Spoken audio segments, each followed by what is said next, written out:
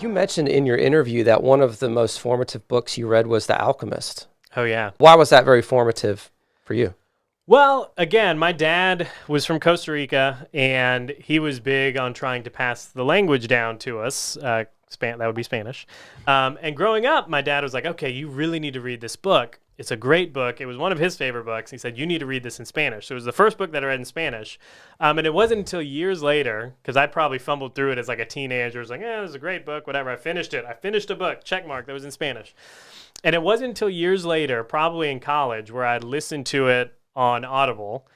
Jeremy Irons does a great rendition of it. That it really hit me like, man, this book is awesome in all the right ways.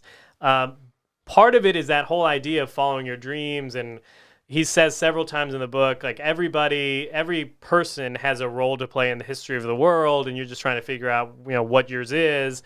And that idea really resonated with me because I think at the end of the day, us as humans want to do more than punch a clock and get a paycheck, right? Like we want to know that our work is meaningful and it will have lasting impact.